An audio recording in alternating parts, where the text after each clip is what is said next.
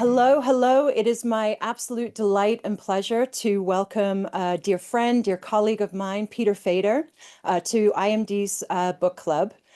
Peter is a professor of marketing at the Wharton School at the University of Pennsylvania. He is renowned for his expertise in customer analytics and customer centricity, and he's the author of three influential books, which we're going to be talking about today. The first is Customer Centricity. The second is the Customer Centricity Playbook, which we co-authored together. The third is the Customer-Based Audit, which he co-authored with Bruce Hardy and Michael Ross.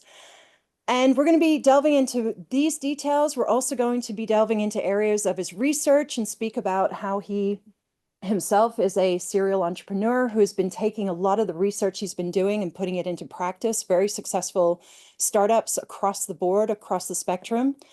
And I just want to say personally, Pete, I've had the honor to collaborate with you for over a decade now, and you are just one of the most genuinely, most curious, articulate, and creative thinkers. So it's really a delight to have you here. Let's just stop the webinar right there. Let's go while we're ahead. Exactly. So how about I'm going to throw you a softball to begin. I'm going to ask you, rolling back to the first book, and I've got the OG here, and I don't know if you've got a more recent Sure. one. Here's the current version. And There's the it's kind of current version. interesting that it might look very different, on the cover, but the core content is pretty much the same. The basic idea is they've been refined, but they haven't shifted over time. It's a story that we're sticking with, and we're watching the world catch up with it. Yeah. And so, this book came out, I think, originally in 2011. Is that correct? That's right. Which means that you must have been working on this concept of customer centricity and really seeing, the tea leaves, even in the 2000s and before. And you made a really bold and controversial statement in the book, arguing against the common belief that the customer is always right. And in fact, you've gone as far as to say companies who believe this are not customer centric. So it would be really great to understand why you said that, what customer centricity is, and what it isn't. I love it. So that's not a softball. In fact, that's actually using the kind of a baseball metaphor. It's a hard pitch for a lot of people to hit, and there've been just so many companies that have just swung and missed at it and continue to flail about. And a lot of it is because of this misunderstanding about the nature of the customer, the role of the customer, and even in some cases, who is the customer? Mm. And we tell a lot of kind of myths about again about the nature of the customer, and they just become accepted as truth. The idea that we're only as good as our least happy customer and so on. It sounds nice. It's very romantic. It's very appealing, but it's not in line with the data. Mm. And remember, first and foremost, I'm a data guy. I'm a quantitative researcher, and for decades, literally decades, I've been looking at customer level data and saying that what we see in their actual behavior is out of line with the stories that we tell. And again, sometimes it's not just a slight misalignment. You're missing the mark a little bit. Sometimes we're almost 180 degrees opposite direction. And so I view my role as not necessarily a kind of a guru of any sort, but just as a truth teller. I just Mm. want people to understand, really what is the nature of customer behavior, how they differ from each other, how do they change over time, and then what are the right practices that we can lay on top of that, not only to help companies make more money, but to create better alignment between what goes on inside the marketing function and across the rest of the enterprise. So when you first released customer centricity, so delving into these concepts a little bit further, and what you're talking about there, I think, is really recognizing and celebrating customer heterogeneity, which is a key principle within a customer-centric strategy. And heterogeneity just means differences, right? When you first released customer centricity in 2011, customer lifetime value, CLV, was not really a very well-known concept. This was really something that you had to bring to global audiences, to marketers, to look at this as a new predictor to bring into their organizations. Why has it been so difficult to use such a powerful predictor? And is part of this because not all CLV calculations are created equally. It's not a one size fits all. It's pretty That complex. that is one of the reasons, but I wouldn't even say it's at or even near the top of the list. The main list would just be the main reason would just be tradition. That's just the way we've done things, is to put the product first. Mm. And we're going to build our company around the thing that we sell.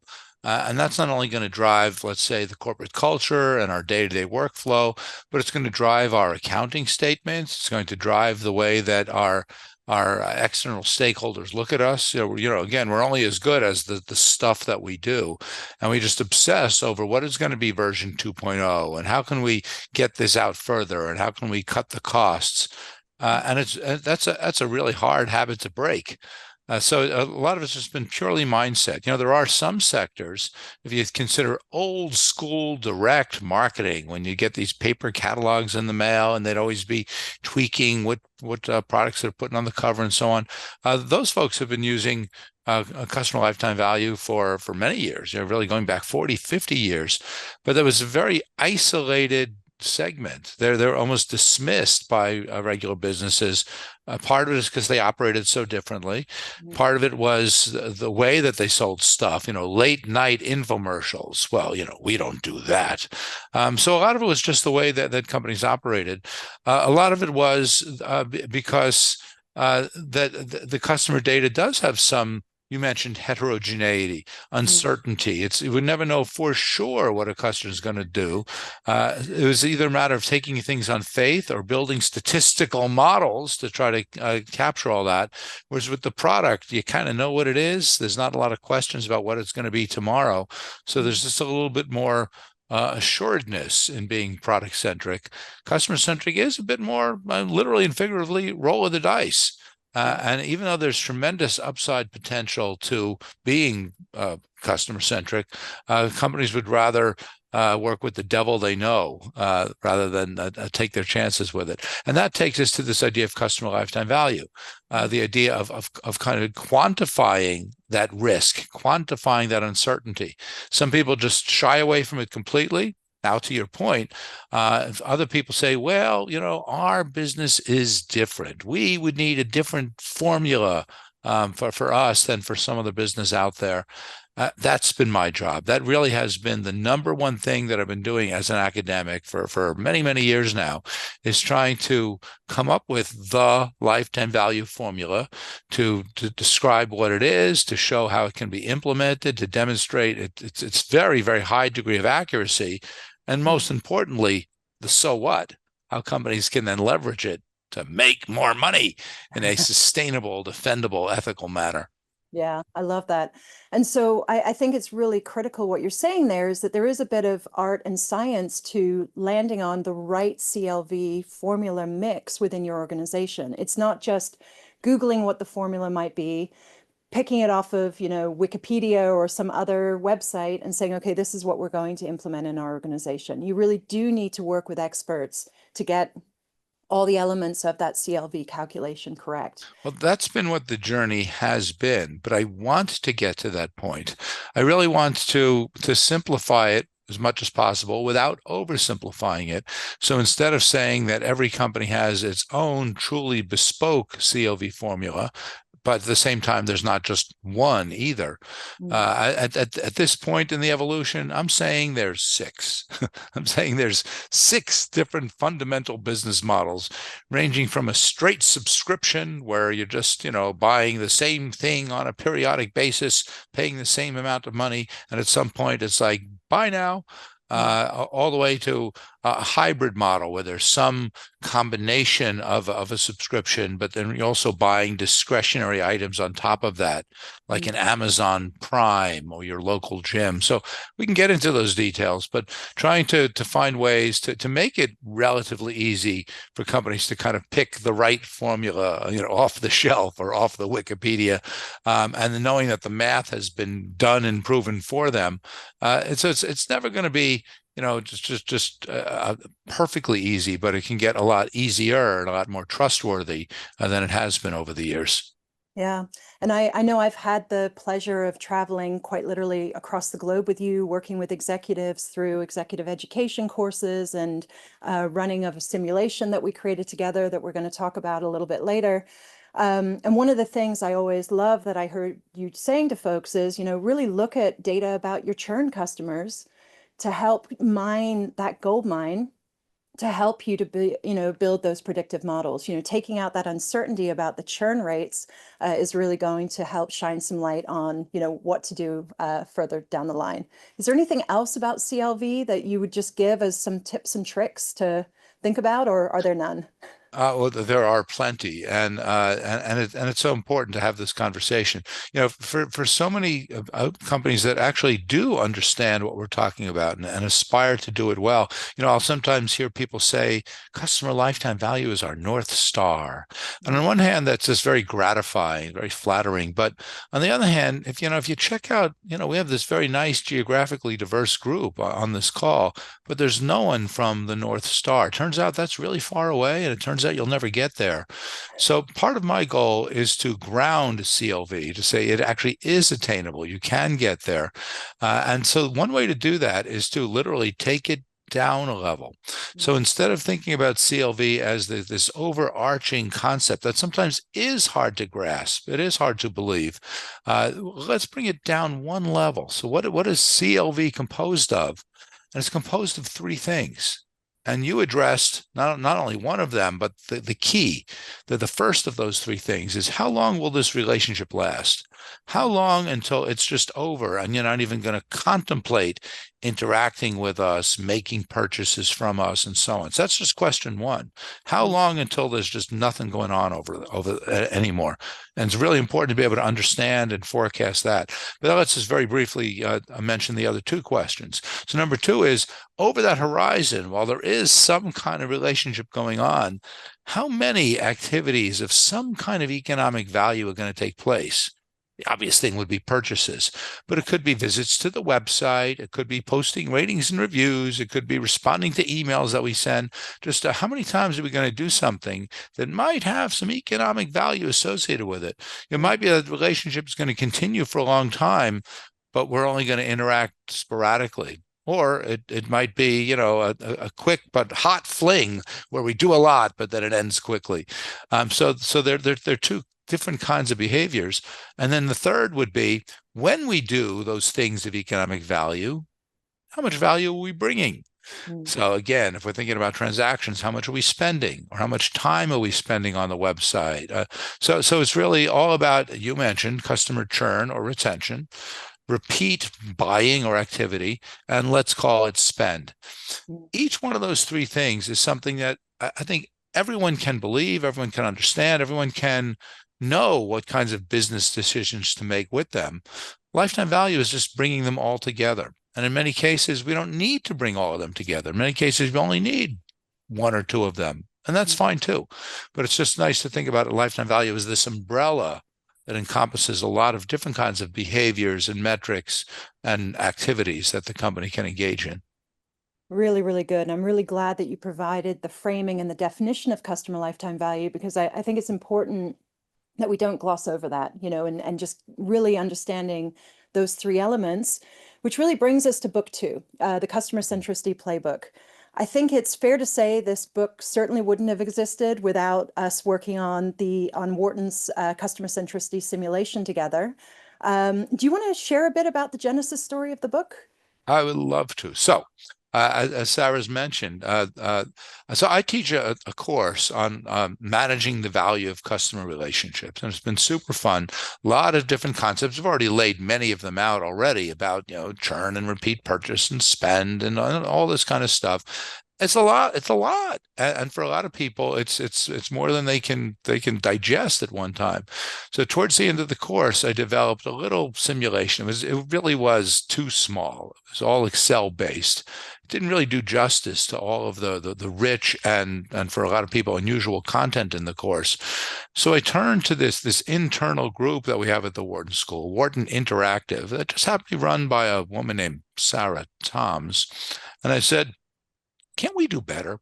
Can't we come up with a simulation that will do justice to the breadth, the richness, the depth of the content in the course, and be done in a way that's going to be really, really compelling, that's going to get people to want to dive on in deep and keep the conversation going even after the simulation in the course ended. That's what we developed. And it's interesting because we developed it more as a capstone for this course. But what happened is it ended up becoming so popular, thanks to Sarah and her team, that ended up being a great introduction to customer centricity. Before we talk about any of this stuff, let's just play the game. Let's just put you in this artificial but very realistic world just to try to, make more money by focusing on the acquisition, retention, development of customers instead of focusing on the just selling of the product.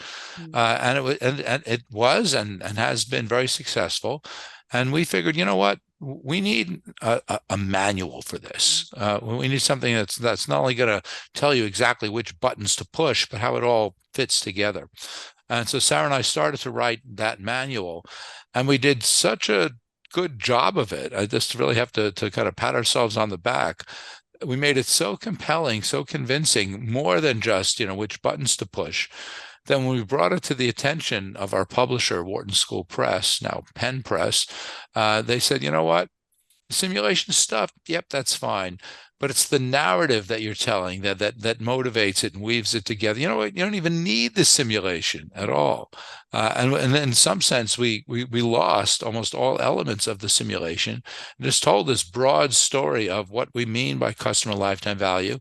And more importantly, what are the 50 fun things to do with it once you have it? I mentioned a few of them already: acquisition, retention, development. But again, that's just tip of the iceberg. Turns out there's so many good things to do. And to Sarah's credit, she would hear a lot of the stories that I would tell about different kinds of companies doing great things with it. And then she went out and found the key executives who were doing those things, had them tell their stories, and then we just did a great job of just weaving it all together in just a really holistic manner. Yeah, I'm super, super proud of, the story, where it went.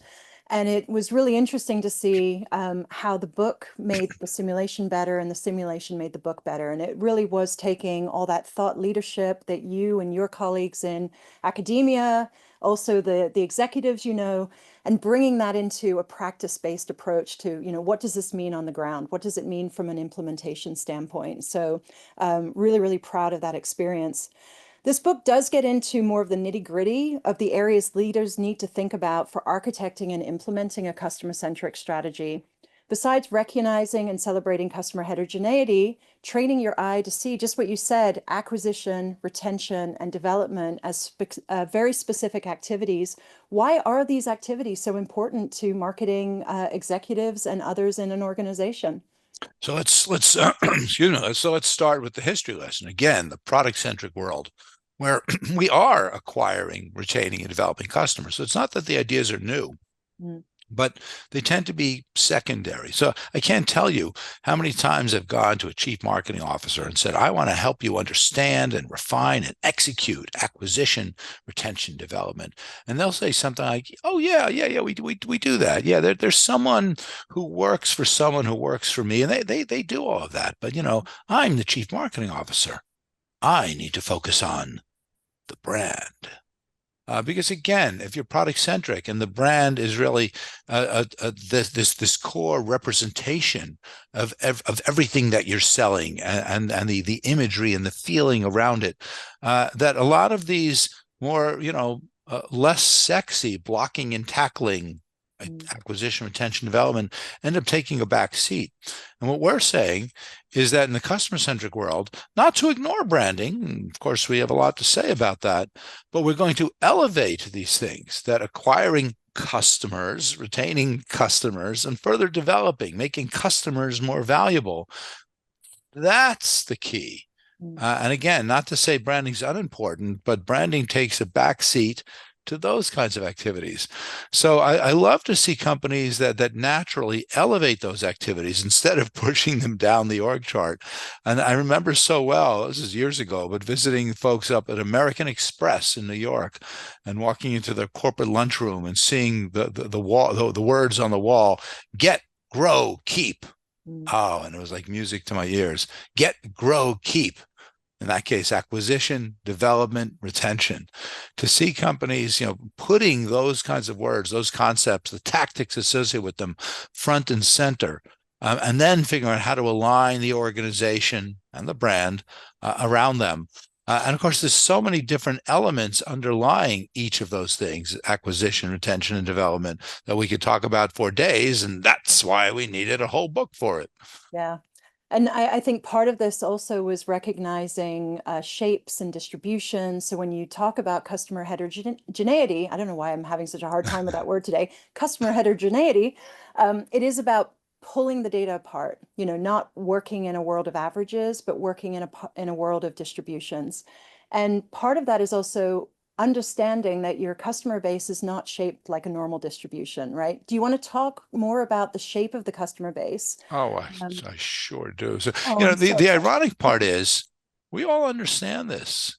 We all go through life thinking about, talking about the 80-20 rule. We Mm, understand that not all customers are created equal. We understand that there's a disproportionate amount of value coming from a relatively small part of the customer base. This is true. It might not always be 80-20, and I bet that very few people watching and listening to this right now even know just how concentrated their customer base is. mm, That's the kind of thing that we're trying to change. So you understand that there is going to be, a fairly high degree of concentration, often less than 80-20, but still pretty high. And if that's true, then first of all, right away, that implies that it's not a nice bell-shaped curve in terms of customer value. It mm, means that most of your customers are, eh, most of your customers aren't really that valuable. mm, And you know what? That's the way it is. And it's not your fault. That's the way it's always going to be. It is not some kind of failure on your part to take these ugly ducklings and develop them into beautiful swans. So part of it is just coming to recognize the reality that most customers, they're not going to stay with you that long. They're not going to buy that often, not going to spend that much when they do. And it's not your fault. And if you try to work too hard to try to turn those ugly ducklings into beautiful swans, it's actually going to be really ineffective and really inefficient. So instead, you want to look at the other end of the distribution. So again, the distribution is going to be more of this kind of long tail thing, lots mm. of customers, but then a few, but really, really valuable, awesome customers. And what you want to do is spend your time looking at them and saying, how are they different? How are they different in terms of how we acquire them, through which channel, through which campaign, through what geography? How are they different in terms of how they use our product? How are they different in terms of how they talk about our product? If we can understand what's going on at the high end. So don't tell me what features and functions and benefits and capabilities are most broadly appealing. Tell me which ones are disproportionate for those few but mighty high-end customers. So it really is understanding those differences both statistically, optically, but then operationally, to really say what makes those folks different, and therefore how can we leverage those differences to develop new products and services that'll be very appealing to them, hopefully appealing to the others too, Yeah. but really driven by those high-end customers. How do we acquire more like them? So Mm, instead of being really kind of, cost conscious about customer acquisition, let's try to bring in as many customers as we can as cheaply as possible, is focusing more on quality rather than quantity. How yeah. can we bring in the best customers? And they're going to be so much more valuable that they're going to be worth pretty much anything it takes to get them, because they're going to be hundreds of times more valuable than so it's so really understanding those differences in the nature, the shape of the distribution, the narrative around it, the tactics that we take. That's customer centricity, and that is the customer centricity playbook. Yeah. And so you are asking, the audience to take a huge leap of faith with you though here, Pete. It is about really relying on customer lifetime value, analytics, a lot of predictive magic for some people. And you have a huge number of customers. Are you saying that we should ignore those customers, in your customer base? Sometimes I'm unclear in what I say, or sometimes I go to extremes with it. And I'm not saying that. I'm not saying that we should ignore. I'm certainly not saying that we should fire. We have these customers. Mm, It might be, that it's not our fault that they're but they still, in a weird way, have a valuable role to play, mm, because there's so many of them, and in a strange way, They might be low return in terms of the ROI or the CLV that we get from them, but they're also low risk. They're also very predictable. And so if we have this kind of mass of so-so, but in their own way, reliable customers, that's going to give us the cash that we need, the kind of stability that we need to keep the enterprise running, to keep the lights on, to make payroll while we figure out what makes those high-end customers different and to figure out how to clone them. So one of the key parts of especially of the first book is this, what we call the paradox of Mm-hmm. customer centricity, that the more that we obsess over, the more that we think about, the more that we act on those really high-end valuable customers, the more that we need the so-so ones just to attain that kind of stability, to be able to convince our shareholders that, yeah, we're still going to be solvent next quarter as we, figure out how to grow through the valuable customers. So, I mean, it is a genuine paradox. And it is interesting that when we become customer centric, even when we recognize the, ness of the of the so-so customers, we might end up investing even a bit more in them, because we realize the overall, value they bring to the ecosystem. But at the same time, we don't want to over invest in them because we're probably not going to turn those ugly ducklings into beautiful swans. Yeah, exactly. So it's having a bit more nuance around, every customer's right. It's right when, right? And I think in book two, that's where, and this is what the simulation really helped you and I to see, is that not every marketing strategy is going to have the same impact, is going to land the same way based on customer lifetime value, based on the value and engagement and relationship with that customer. With regards to retention and development, this might be a really wonderful opportunity to kind of tease those two concepts apart, because they very often are like this, but then also to talk about, higher value versus lower value, and where we see those different, opportunities with regards to different tactics and strategies. Do you want to talk us through that, Peter? Oh, of course. This might be the single most important part of book number two of our book, is exactly that, the teasing apart of retention development. For a lot of companies, especially the product centric ones, they say, hey, there's a lot of things that we can do, loyalty program, customer service, premium services. And hey, it's going to help customers stay around longer, and it's going to encourage them to do more while they're with us. Look at this. We can deal with the retention development and just one kind of tactic will take care of both.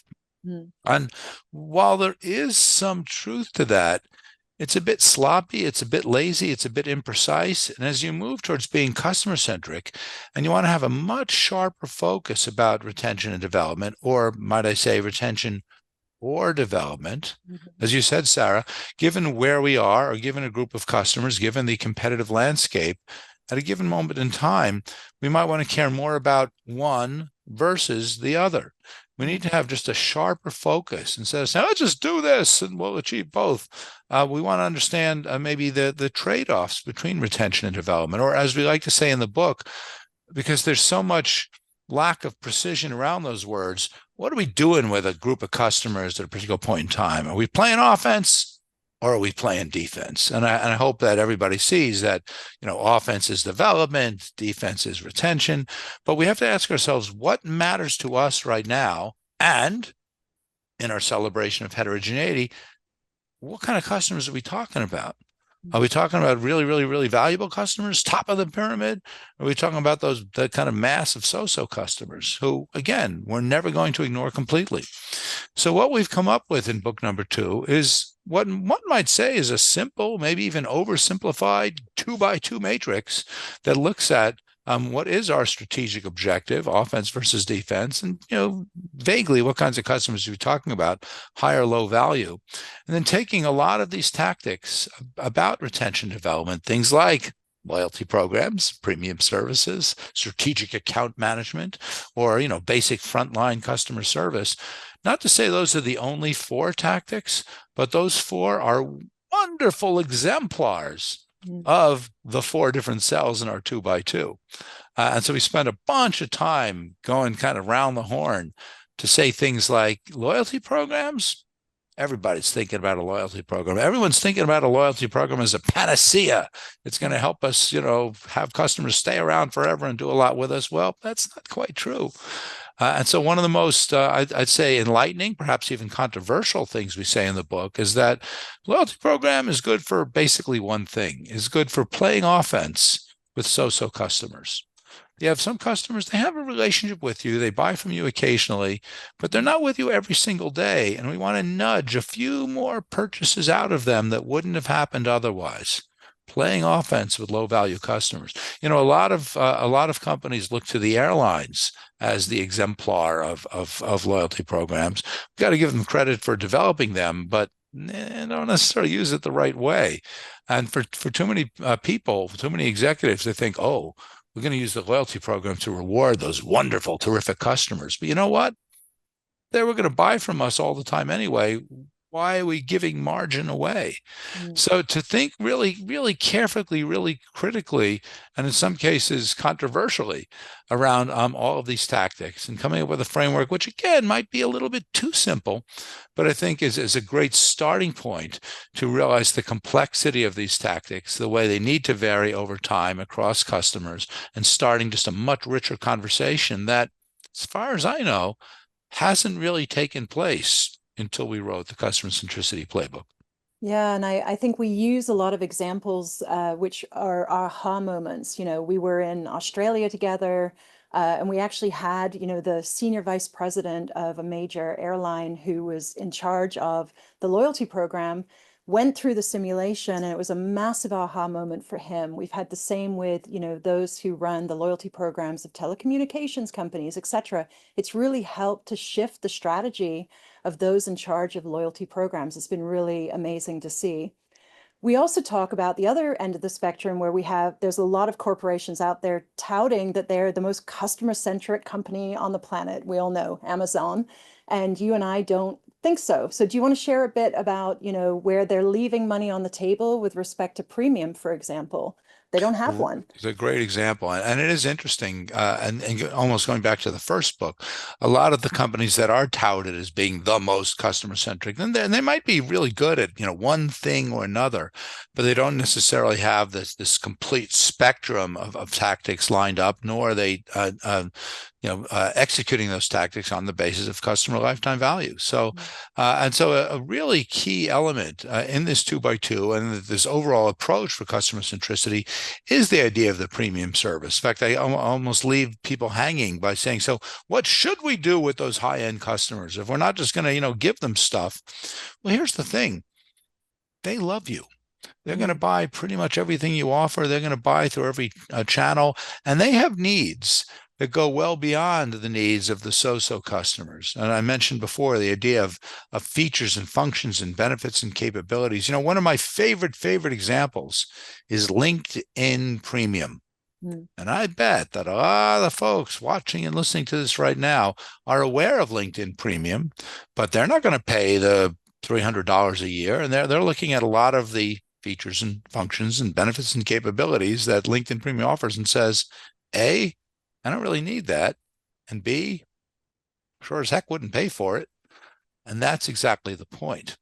That companies really should have a premium service that's not aimed at most of the customers who tend to be but is aimed at those high-end customers who power users of this product or service, and they want more, they need more, and they're willing to pay for more. So this is a real third rail concept that saying these are the people who love us and we're going to ask them to pay even more. And the answer is, well, it's not that we're gouging them, not at all. We're providing more value to help meet the kind of unique high-end needs that they have. And the value that they're going to get from this premium service is going to so far outweigh the amount of money that they're paying for it. And quite frankly, the costs of implementing it. Too many companies avoid this kind of premium service because they look at it and said, well, not a lot of customers want that. Why would we launch that if only a few people want it? And why would we make our high-end customers pay for something? Once you understand heterogeneity, once you look at customer lifetime value and you say, what makes those high-end customers different?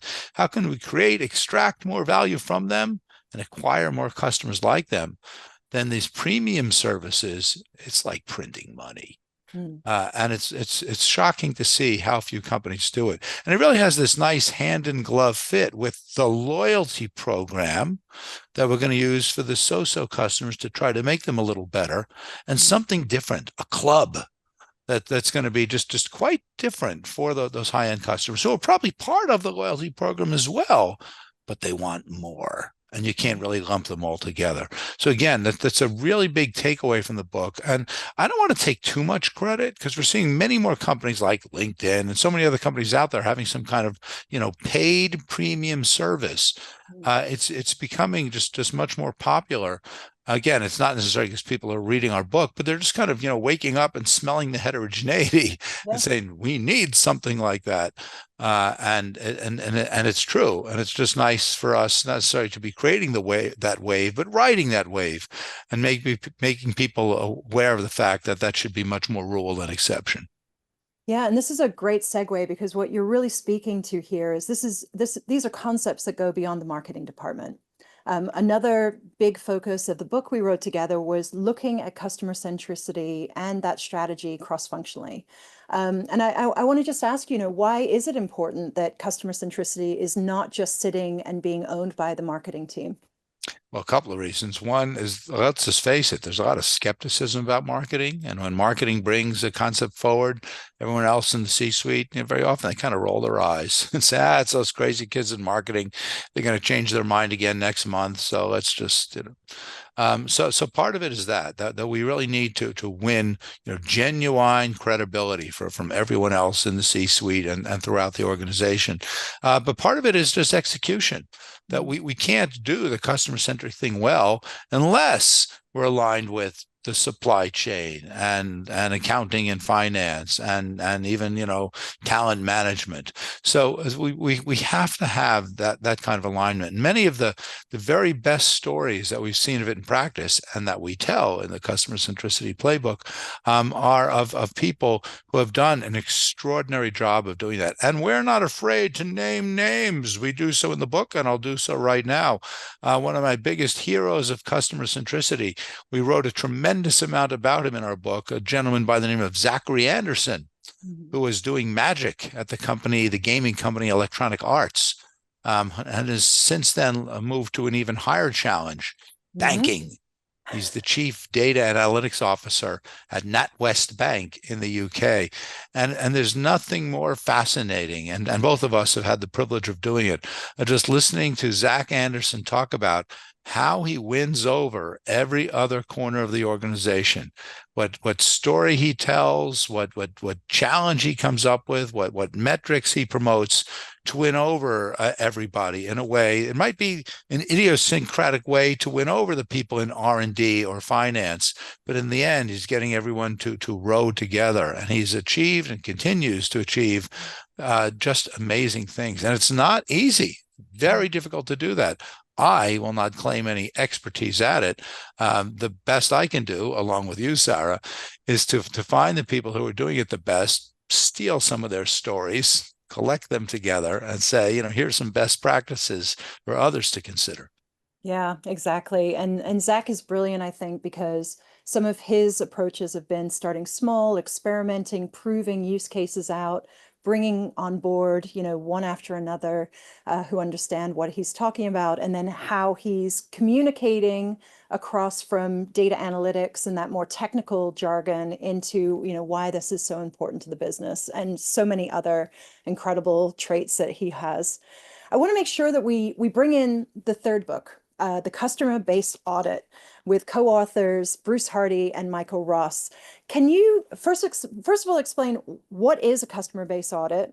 You say that this is the first step on the journey to customer centricity. And why is that, Pete?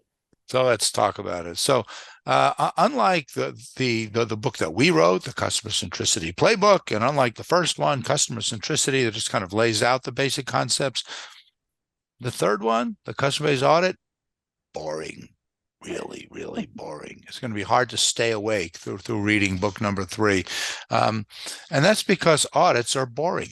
Mm, They should be boring. They should be routine. They should be standardized. They should be done exactly the same way they were done before. And what you're hoping for is nothing. mm, Is you want to see, no news is good news. So whether it's a financial audit, whether it's your own, medical checkup, your own medical audit, or your customer base audit, here are the routine standard things that you should be doing, the ways that you should be breaking down your customer base, the different kinds of analyses, the different kinds of metrics associated with them. Unlike customer lifetime value, that's all about math and forecasts and models and Greek letters. There's none of that in book number 3. Book number 3 is just looking at the data that you have, again, slicing and dicing it in appropriate ways, and just saying, well, nothing new over here. That's good. yeah. And it's very interesting that it is book number 3, and it wasn't written until 10 years after book number 1. But the basic idea for it, the initial seeds for it, were sown 10 years before book number 1. Mm, When Bruce Hardy and Bruce is a professor at the London Business School, and a lot of the CLV work we did together.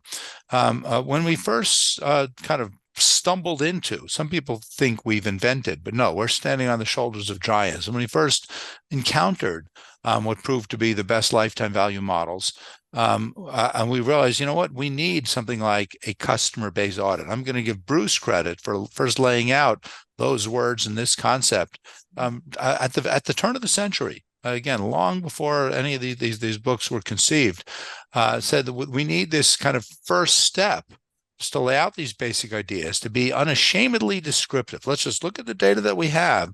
And once we see the patterns in the data, that's going to basically beg 2 questions. Question number 1, given what we've seen from these customers, what are they likely to do next? mm, So it kind of motivates customer lifetime value. And question 2, given what we see in the data, how are we going to leverage it? How are we going to create and extract as much value as possible and to convey that to our investors and other stakeholders? That's customer centricity. So it really is. When we say that the customer base audit is the first step in the journey towards customer centricity, we really mean it. I mean, it literally did come first, and it really should be the first step. And again, it's steps that are pretty boring, but we want to see every organization do them. And I have to say, it's been just so heartwarming to see how many companies have done just that. They'll either just do it internally, or they'll hire an intern or something, and say, you know what, just replicate all the pictures and graphs and analyses that in here, for us. Let's see what's going on. Let's see what kind of dynamics, problems, opportunities we have. So it's been great to see what's been happening with that so far, even though the book's only been out for a couple of years. Yeah, and I have read the book, and I would say it is very, very practical. It challenges you to look at data in different ways. So you're looking through different lenses, you're really providing frameworks so that, when you're having conversations, you're developing a lexicon, a shorthand within your organization of how to actually speak about the data about your customers, which, if you don't have that, everything else to follow is not going to happen. So I really commend you and your co-authors on putting this together. I'm sure it wasn't easy. But it was really valuable, and again, it's something that had to be done. It's in a way a little weird that it came third, but better late than never. And of course, by no means is it the end. That gives us a trilogy, but there's still just a lot more to be said, and I know we are going to continue talking about it here. Yeah, amazing. So let's bring in another one of your longtime collaborators, Daniel McCarthy. The two of you have developed a new bottom-up forecast for predicting the financial performance of organizations. It's called Customer-Based Corporate Valuation, or CBCV. I've been watching your journey, from literally the very beginning to now, with regards to CBCV. And really, congratulations to you both now. I mean, this is now a predictor that's being incorporated into McKinsey's latest book on valuation. Investors are using this. Can you explain what CBCV is and why it's becoming so popular? Sure, it's the ultimate manifestation of customer centricity. If you think about it, every dollar that a company makes is coming from a customer. And so if we look at it from a finance standpoint, we're basically all our job is to kind of forecast revenue or cash flow or EBITDA ahead as far as we can, and then basically say that's the value of the enterprise. And hey, shareholders, we're doing pretty well over here. If we can look at that very important concept through the lens of the customer, to say again, every dollar is coming from a customer, so if we can break down revenue into, well, how many new customers have we acquired, and how many lives of existing customers have we lengthened, and how many customers have we gotten to buy more from us or to spend more when they do.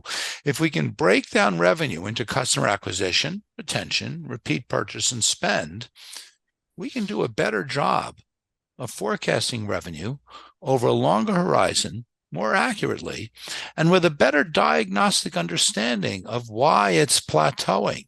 Is it because we haven't acquired as many customers as before? They're not staying as long. They're not buying as often. They're not spending as much.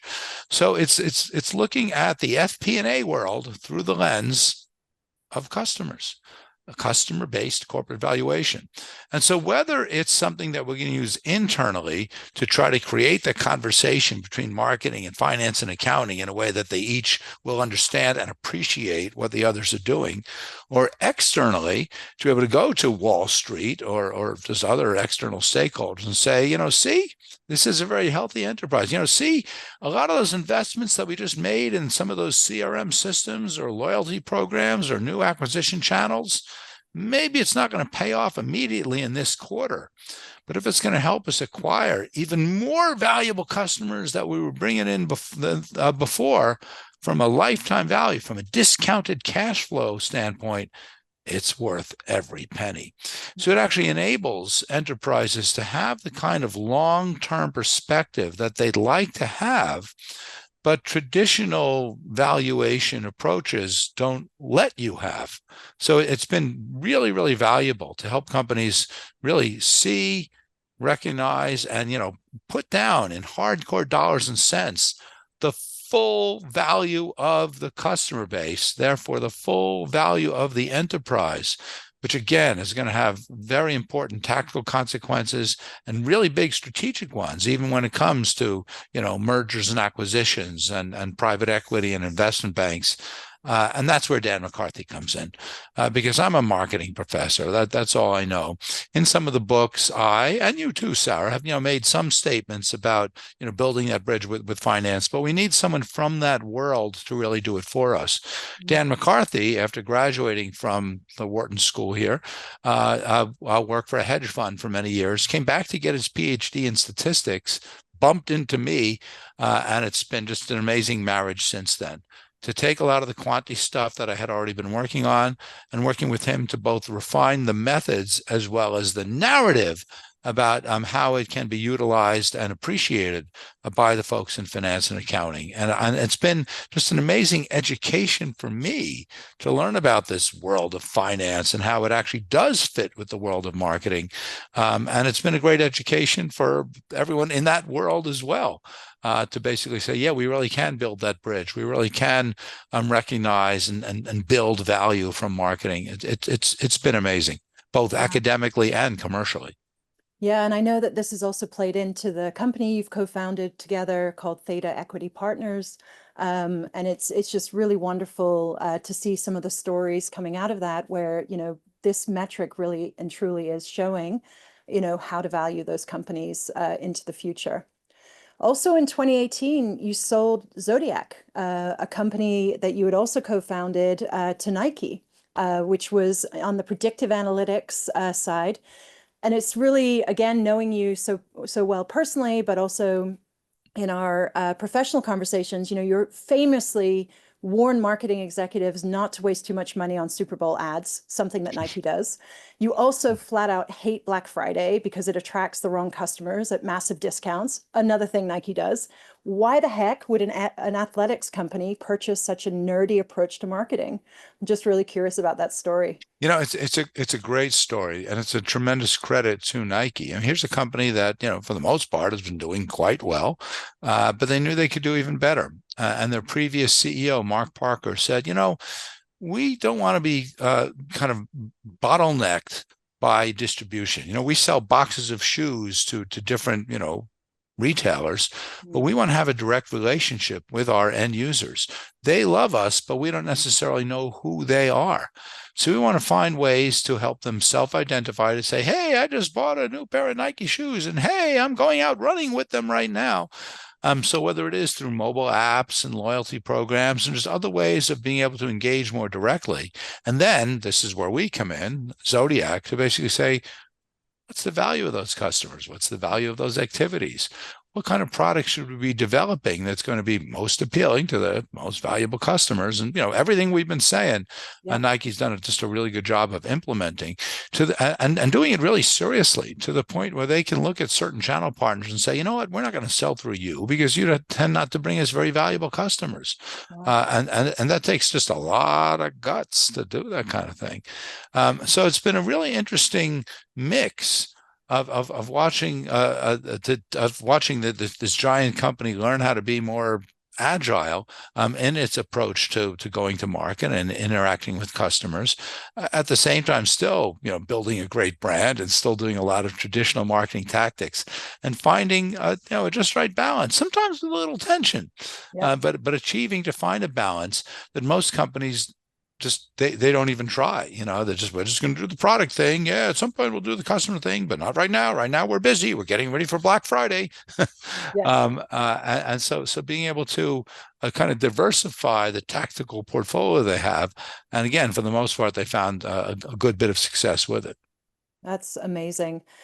So your next book is about creating a customer-centric culture, and corporate culture. And Pete, you're a quant guy. Like, why culture? Tell me about this. This is a Yeah, complete zig for you. Zig or it, zag? it is, it is. But again, it's been a great education for me. So I'm the lifetime value guy. I'm going to say, here is the lifetime value magic wand or pencil. And if you just wave it over your customers' heads, money will come raining down. I mean, I've really had, I'm not joking, that kind of naive belief that if I can just give you these tools, that great things will happen. And I can't tell you how frustrating it's been to see a lot of companies either unwilling or unable to grab the tools and make the best use of them. Why is that? Are they stupid? And I spent a lot of time just, I need to communicate more clearly. I need to shout louder about this stuff. Well, no, that's not right. Yeah. It's all about culture. The company needs to have the right kind of culture in place to figure out what tools to grasp and how to grasp them and how to use them most effectively and how to talk about them internally and externally. So a lot of the stories that we've been telling about winning over other parts of the organization, it's about culture. Mm. And so I kind of realized the hard way, or in fact, I got to go give a lot of credit to my co-author on book number 4, which doesn't exist yet, a guy named Kaihan Krippendorf, who saw me talk about some of this stuff and said, there needs to be a book where we'll collect together the cultural elements specifically, not necessarily the tactical, the loyalty program and all the things that, you and I talk about. And we do talk a bit about the culture, but there's just much, much, much more that needs to be said. And I have to admit, my own skepticism about a lot of the work on corporate culture. I really thought that, a lot of that stuff, that's kind of soft and squishy, and it's cultures that are developed around the product, around the brand, not necessarily the customers. But it turns out that a lot of that corporate culture stuff is actually a lot richer, is a lot more adaptable than I had thought. And Kaihan has been doing just a great job of educating me to kind of change the way that I look at corporate culture and customers and the interplay between the two. And it's been, again, the book's not done yet, about halfway written, still a ways to go. It's been just a wonderful education to have just both a better appreciation of a lot of that work that's already out there, as well as ways that we can adapt our views and suggestions on customer centricity to leverage that instead of having to build things from scratch. So work in progress, but it's been really, really, really fun. Oh, and bravo for just bringing collaborators from across different, sectors and functions, and really helping to make this more of a three-dimensional approach to customer centricity. We have just a few minutes for some questions that have been coming through. Would you mind if I pose a few from the audience? Fire away. All right, very good. So we have one here from Anthony. He says, agree on the existence of the so-so low CLV customers. What does your research or the interviews say about why this even is the case? You know, why do we see this as the natural behavior out in the marketplace and then also within our organization and the customers we have? In marketing, we often use dating analogies. So, we're having a relationship with the customer and we want to get married to them. But that's not necessarily a really good metaphor. Or if you want to go with that metaphor, I hate to say this, but there's a lot of customers who are just all they really want, all they really need is a one-night stand. Mm, They don't necessarily need a relationship with us. In fact, in the customer-based audit, in the front end of the book, where we talk about who really is a customer, if mm, you think about all the products and services that you own and that you might even use on a day-to-day basis, do you necessarily have an ongoing relationship with the company that sold it to you? So in many cases, the answer is no. I gave you money. You gave me a product or a service. It was a fair deal. That's it. And they're gonna hit you over and over and over to say, buy more often, engage with us. And sometimes that will do more harm than good, and sometimes it's just not a good use of the company's money to do that. We just have to kind of, live with that realization that sometimes just having that kind of, one and done, or I might come back and buy another one from you, but it'll be, 2 years from now, and just leave me alone until then. That's perfectly okay. mm. Most of our customers are like that, and we shouldn't feel bad about it. We should just figure out for those few customers who do want to engage with us on a more regular basis and do want to, sing our praises and help us develop new things. There are a few like that. So let's spend just a bit more attention on them. Is there a pattern or a rule on how to identify the most important decisions driving the touch points with respect to these customers? So this is another question from the audience. It's a great question. What are the telltale signs of high value customers? Wouldn't it be great if it was something as simple as demographics? If we could just kind of look at our customers, age, income, gender, race, and say, good one, bad one. Mm, No, it rarely helps. Usually, the things that are going to help distinguish the good from the bad, it's going to be about behavior. mm, And so we can look at, what people do. It might be, how we acquire them, what campaign brought them in. In many cases, it might be what specific product did they buy from us? So mm, here's a really great exercise from the customer base audit. Let's line up all of the products, all of the stock keeping units that we sell from top to bottom, not in terms of how many units of them we sell, which is the common way we would do it, but in terms of the profitability of the customers who buy them. And you will be shocked. You will find that the products that you sell the most of will be disproportionately appealing to the so-so customers, a lot of the one and dones, but a whole lot of one and dones. But then there's going to be some products down the list that might not even stand out in your mind. But when you look at the profitability of the customers who buy them, it's like, whoa, it tends to be a much greater proportion of high value customers. So if you start looking at the products that we sell, again, the tactics that we do to acquire and retain customers, you're going to find some, and it might change from time to time. I'm warning you about that. But we might find some that just pop in terms of the proportion of valuable customers. That's the way that we want to look at the things that we do, not just how much tonnage of money and activity do they generate, but how much engagement with high value customers do they bring. So if we keep looking at everything we do through that lens and just always evolving our thinking and kind of rolling with the times, it's just a better way to look at our business and a better way to kind of keep on top of those high value customers. amazing. Well, Pete, we are at the end of our amazing time together. It is just such a joy to speak to you again. Thank you so much for joining IMD's book club and wishing you all the success. And again, thank you so much for being a part of this conversation. Thank you, Sarah, and I appreciate everyone listening in and pushing the customer-centric gospel forward. Very good. Thank you, everybody. Take care.